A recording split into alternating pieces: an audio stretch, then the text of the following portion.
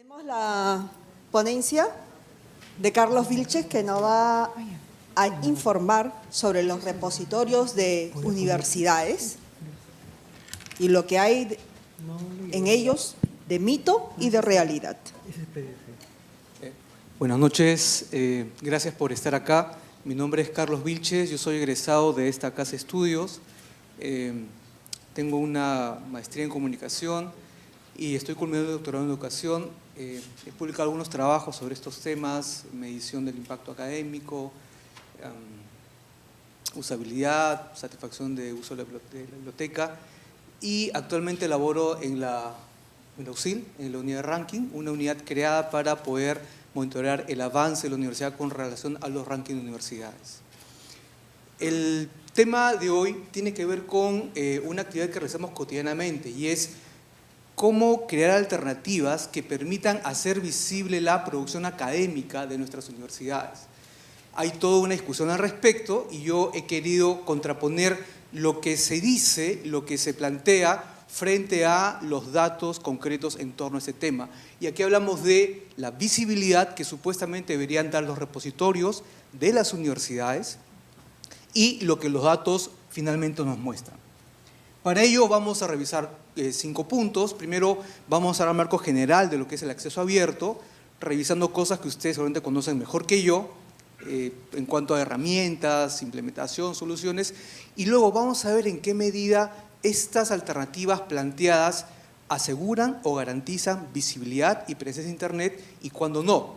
Y frente a ello, ¿qué es lo que se debe hacer o cómo encarar ese tema, ese desafío? Porque finalmente la idea es, más allá de lo que encontremos, buscar alternativas que sean viables. Y yo voy a enfocarme más que nada en los datos que existen sobre el tema, más que en la opinión generalizada, las concepciones que podemos manejar, porque estamos en un coloquio de estudiantes de Ciencias de la Información. Y ciencia se entiende como aquel conocimiento verificado o verificable de la raíz cientia. O sea, no está basado en intuiciones, no está basado en pareceres ni opiniones, sino en datos, en conceptos que ustedes pueden verificar y comprobar por ustedes mismos. Si no se puede corroborar, no es ciencia, es cualquier otra cosa. Entonces yo voy a enfocarme más en la data que existe sobre ese tema y quiero empezar con el panorama sobre el acceso abierto. Es sabido que la producción académica de nuestros países tiene una baja presencia en bases de datos como el Web de la Ciencia o Scopus. Ese dato que lo conocemos todos. Entonces la idea es encontrar canales, espacios, plataformas que garanticen la producción de lo que se hace en América Latina, porque si ya no estamos presentes en las revistas académicas de alto impacto, en los journals, al menos se esperaría que sí haya presencia en espacios alternativos, como lo ofrece el acceso abierto.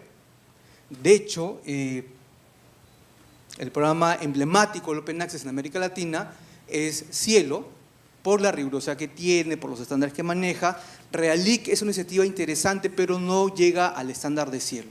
¿No? Cielo es una propuesta mucho más seria, pero además de Cielo, como concepción, como metodología, hay una serie de herramientas que tal vez sus profesores, mis colegas y ustedes a futuro están pensando en implementar o utilizar. Ahí ustedes ven nombres que les son familiares, DSpace, el OJS, y la pregunta es, ¿en realidad la manera como se viene usando estas herramientas garantizan esa visibilidad? ¿Lo estamos haciendo de una manera adecuada o nos estamos dejando llevar por la moda, por el frenesí? La pregunta es, si en aras de ese reconocimiento social que aún no lo tenemos, que este es un debate que tiene 30 años de vigencia, ¿no? ¿Buscamos mostrarnos tecnológicamente innovadores o tenemos un uso más bien crítico y fundamental de la tecnología de la información? Porque la tecnología no es una cuestión de entrar a la web, descargar de algún repositorio, alguna aplicación e implementarla, ¿no? Hay que primero conocer qué es lo que vamos a manejar. Y lamentablemente hoy en día ya no se hace algo que en mis épocas, yo tengo 43 años, pero en mis épocas uno leía el manual del usuario.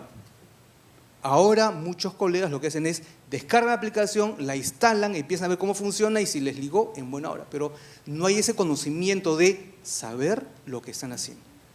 Y eso se va a entender mejor con el ejemplo, que voy a mostrarles a continuación. Pero antes de eso, quería un poco ubicarnos.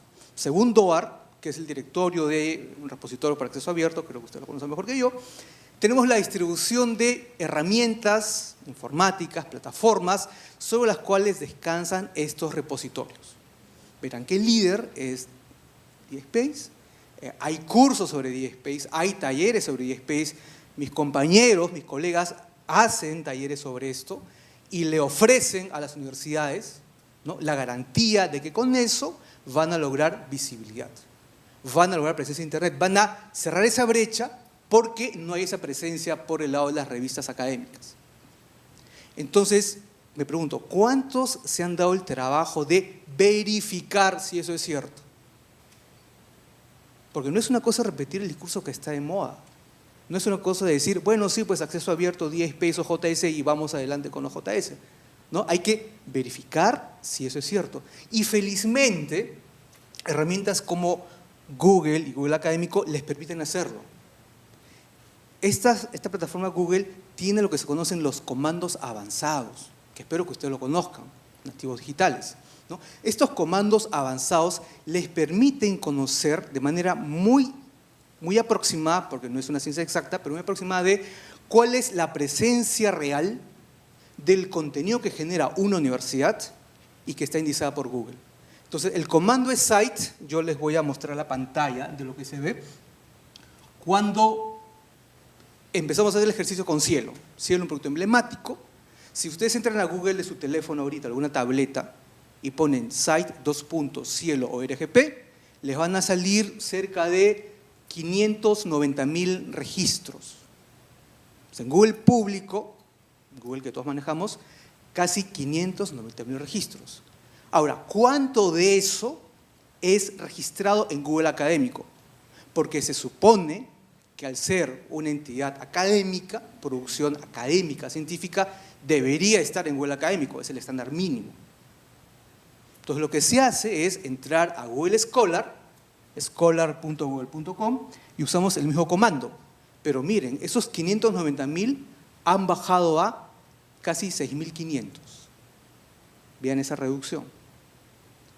¿Y qué ocurre si yo, además de solamente determinar el tamaño, quiero ver cuál es la riqueza de archivos que es reconocida por Google Académico? Porque, seamos honestos, o sea, poca gente entra al repositorio por el repositorio. La gente busca por Google y de ahí salta al documento, ¿cierto? O sea, creo que eso todos lo sabemos muy bien. Entonces, tendríamos que tomar en cuenta esa entrada principal. La gente entra a OJS, a DSpace, a lo que fuera, usando Google o Google Académico. Y cuando yo utilizo el otro comando, que es tipo de archivo, file type, y le coloco el atributo PDF, esos, ¿cuántos eran? 590.000 se transforman en 530. O sea, eso es lo que oficialmente registra Google Académico en cuanto a riqueza de archivos. Entonces, aquí hay una primera señal de alerta. Algo no está funcionando. O sea, no es cosa de implementar tecnología y decir, ya está, estamos listos, somos visibles, tenemos presencia. No, esto ustedes lo pueden corroborar ahorita, de sus teléfonos o tabletas. Recuerden, ciencia implica conocimiento verificado y verificable. ¿Y qué pasa si hago este mismo ejercicio, ya no con Cielo, sino con la PUC? Entremos al repositorio de la PUC, hago exactamente lo mismo, site, repositorio PUC EduP, y me salen casi 170.000 documentos, ¿no?, que se registran en este repositorio, entiendo que implementados sobre DSpace, que es la norma. Cuando busco su presencia en Google Académico, bajo a casi 4.000 documentos. Y cuando quiero verificar o combinar presencia en Google Académico con riqueza de archivos, esos 166.000 se convierten en casi 50. Y eso usted lo puede hacer con cada repositorio de universidad peruana. Van a encontrar el mismo patrón. Llámese Pacífico, llámese UPS, el que ustedes quieran. Entonces lo que les quiero decir es que algo no está funcionando. nos estamos limitando a descargar la aplicación, instalarla, y no nos damos el tiempo de conocer cuál es la correcta configuración. Y hay un dato todavía mucho más sintomático. En estos datos que me ofrece DOAR, porque no son mis datos, sino es lo que DOAR les muestra, la herramienta más usada para repositorios es el DSpace, que es la menos amigable para Google. Pero fíjense cuál es la que está en último lugar. ¿Lo ven con claridad? Y justamente WordPress es la que le garantiza la mayor visibilidad en Google Académico, porque tiene una estructura de archivos sencilla, tiene nombres, URLs fáciles de ser ubicados por el motor de búsqueda. Entonces, es el mundo al revés. La herramienta menos usada, WordPress, es la que le garantiza la máxima visibilidad. Pero nosotros nos llevamos por las modas, por la impresión, el comentario general, y todos con DSpace, todos con OJS, y no empezamos a explorar, no empezamos a verificar si lo que nos dicen es cierto. Por favor, hagan este ejercicio ustedes por ustedes mismos. Tienen los comandos, tienen las rutas, verifiquen los datos.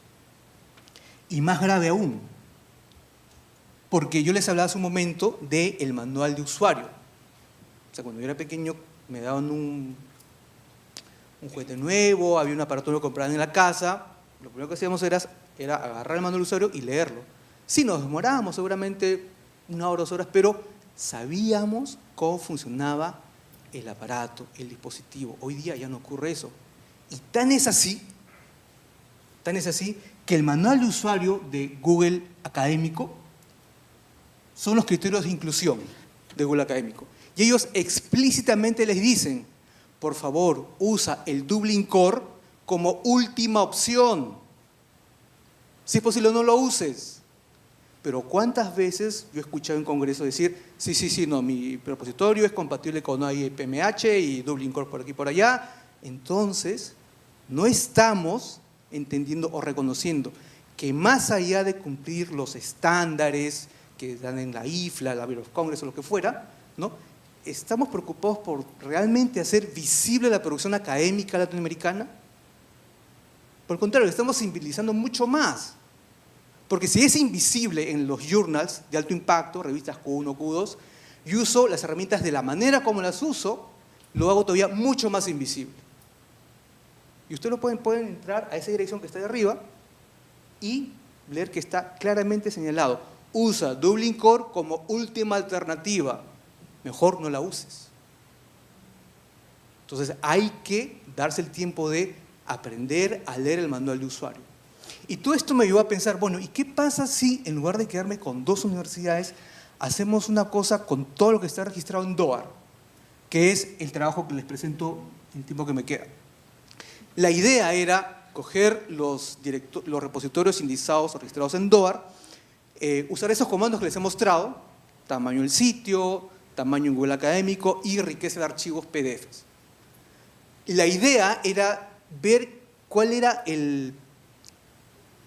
la variable, el factor que predecía una mayor riqueza de archivos en Google Académico. Lamentablemente no se pudo y llegué básicamente a hacer un análisis de correlación. Pero igual les muestro cuál era la idea. Creé una matriz Excel con esos campos. Ustedes ven al lado izquierdo los dominios, el URL de cada repositorio de Universidad Peruana y alguna entidad académica. Simplemente entré a Google Académico, el comando site, el dominio, y combiné con el comando file type para cada uno de ellos. Ustedes tienen los valores ahí, ¿no? Y con esa información, que son pocos casos, ¿no?, me parece que eran 22, 23, generamos como primer paso la matriz de correlaciones para ver si se podía ir más allá y hacer el análisis de regresión que estaba planteado. Entonces, la matriz de correlaciones, lo que me mostró, bueno, es un cuadro así, les explico rápido cómo se interpreta eso. Ven ahí ustedes varios números. Deben concentrarse en los que tienen los asteriscos. Lo que tiene 2 asteriscos significa que esa relación que existe no es producto del azar, sino que hay un dato latente real detrás de esa relación observada. Entonces, más que ver todos los números, yo debo enfocarme, dirigir mi atención a aquello que tiene 2 asteriscos. Significa, ese dato no es casualidad, no es fruto del azar, sino que hay una relación real que merece ser explorada. Pero cuando quise ver la relación entre tamaño de Google público y riqueza de archivos en Google académico, la relación fue de 0.340 y sin asterisco. Es una relación débil y no vale la pena explorarla porque no hay ningún elemento que me ayude a ver si efectivamente hay una relación latente o no. Visualmente tal vez se vea mejor, ¿no? Lo tenemos ahí, es la misma información, solamente que ustedes tienen el gráfico de dispersión, el scatter plot, y una curvita en rojo que les muestra dónde hay tendencia hacia la asociación. O sea, se ve claramente cuando es simplemente tamaño, ya sea en Google público o en Google académico. Pero cuando incluyo la variable riqueza de archivos, finalmente el contenido, el PDF, pues de eso hablamos, ¿no? Hablamos de poner a exposición el PDF de la tesis, del paper, lo que fuera, para todo el mundo. O sea, no es solamente el URL, es el PDF, el acceso al documento. Entonces, cuando veo la relación encuentro que no hay ningún vínculo, o sea, como se dice hoy en día, no tiene nada que ver el tamaño en Google público con su riqueza de archivos en Google académico. No, es otra manera de corroborar que esa intuición que yo tenía al inicio era cierta. O sea, algo está pasando. La forma como estamos manejando las herramientas no es la más adecuada. No estamos leyendo el manual de usuario. Digo, el manual de usuario de Google académico es los criterios que se emplean para el crawling, el rastreo, para la indización, el almacenamiento, no lo estamos revisando. Si no, veríamos la forma de optimizar el DSpace, que por lo que he preguntado es bien complicado. La misma Darcy DARPA de Google Scholar, la gente del proyecto dice que en realidad DSpace es poco amigable con Google académico. O usar otra herramienta. Por ejemplo, la que es la menos usada en el Perú, pero que para fines de Google académico es la más visible, WordPress, ¿no? Una herramienta sencilla, con una arquitectura simple, pero justamente en esa simplicidad radica una gran potencia. Entonces yo quiero cerrar planteando un par de preguntas que tienen que ver más que nada con una reflexión que la planteo, que la lanzo, no tengo la respuesta, pero por ahí va. Y la primera preguntarnos es, o lo primero que habría que preguntarnos es, ¿qué es más importante? ¿Garantizar que cumplimos el estándar, que somos compatibles con OAI, MPH, o lo que fuera? ¿No? ¿Es el propósito garantizar el cumplimiento del estándar? Porque ese debate a mí me recuerda mucho el que había en los 90s, claro, 91, 92, cuando era la discusión de, bueno, cómo usar las ASR2 para el tema de catalogación, ¿no? Que el punto y coma, que el guión, guión. Entonces, vamos, o sea, el sentido de la ASR y ASR2 no era tanto que dos puntos y punto y coma, sino era usar o describir la información de manera consistente. Ese era el sentido. Que si era punto y coma, guión, guión, vamos, o sea, no era lo central. Lo central era lo que ustedes usen para escribir esos datos, que sea de manera consistente, no combinen, no mezclen, sean coherentes. Pero aquí estamos con el tema de, bueno, como es compatible con esto, no me interesa si Google académico lo ve o no lo ve, yo cumplo con el estándar. Bueno, ¿realmente es así? O deberíamos ahí plantearnos la segunda pregunta, ¿no? O si nuestro propósito no solamente ser custodios del conocimiento, sino garantizar el acceso al mismo, abrir los canales, permitir que más personas tengan acceso a ese conocimiento, ¿no deberíamos preocuparnos por hacer que esto llegue a cada vez más personas? O sea, hacer visibles esos contenidos. Y hacer visibles los contenidos, nos guste o no, hoy en día significa ser visibles, ser amigables ante las herramientas de Google. Google Docs, Google Sites, hay una serie de herramientas, ¿no? Es un debate que yo simplemente planteo las preguntas ahí, no tengo una respuesta, pero creo que sí debemos empezar a hacer un abordaje, un uso mucho más crítico de la tecnología. En mi época, cuando yo estaba ahí, donde están ustedes ahorita, había también una fiebre por los CDs. Y habían informes monográficos sobre mi biblioteca ha comprado tantos CDs, mi biblioteca tiene tantos CDs. Y no había un momento de reflexión ni preguntarse, ¿pero el CD realmente ayuda a que los chicos lean mejor, entiendan mejor las cosas?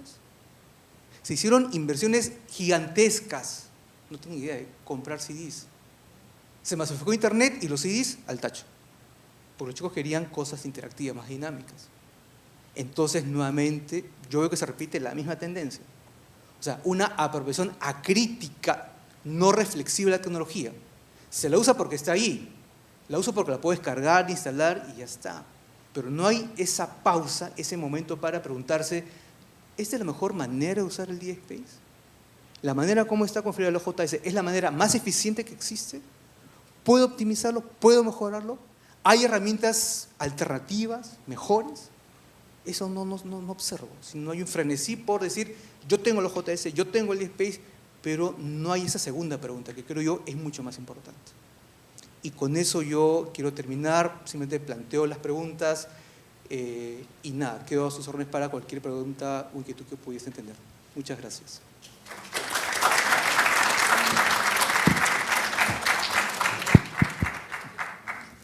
Muchas gracias. ¿Alguna pregunta, por favor? Tenemos que agradecer realmente esta intención desmitificadora de Carlos Vilches y creo que sus reflexiones finales son un llamado de atención y un llamado también a la verificación que tenemos que hacer todos nosotros. Bien, Carlos. Gracias. Creo que te quedas hasta las 10. Lo que se pueda. Leo la primera. Las prácticas de los repositorios con respecto al OA se deben encaminar solo a la visibilidad. ¿Y en qué plano quedará la accesibilidad a estos contenidos? Mucho de esto depende de cómo lo definamos, yo creo. Les comento.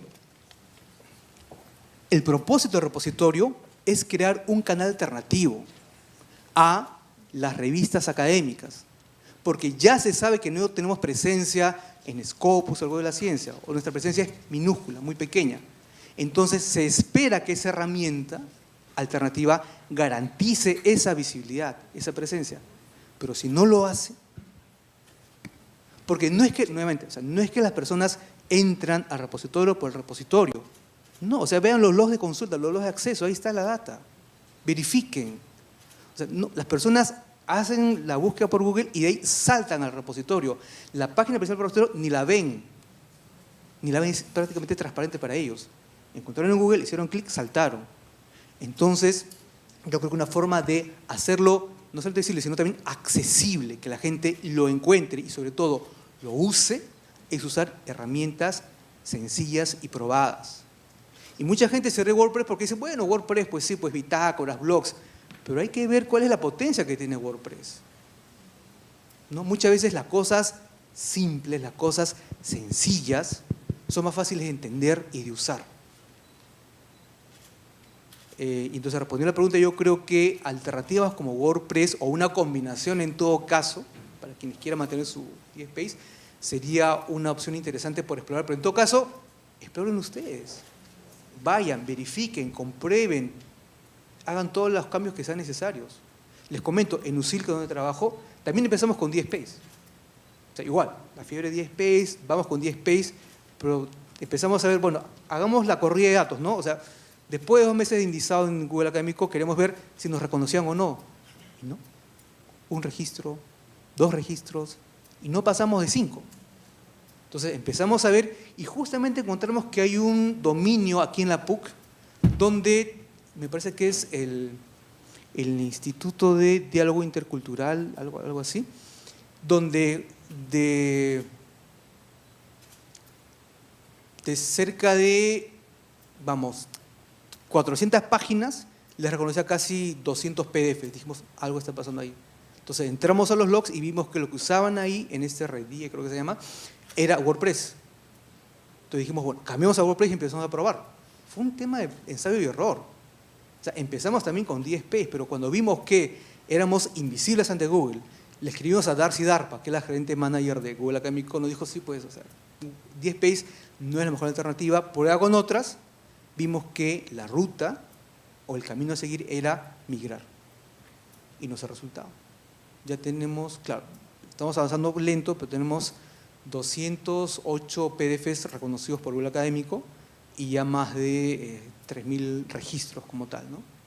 Entonces, eso es garantizar visibilidad. hacer que el documento sea consultable. Creo que estamos en eso.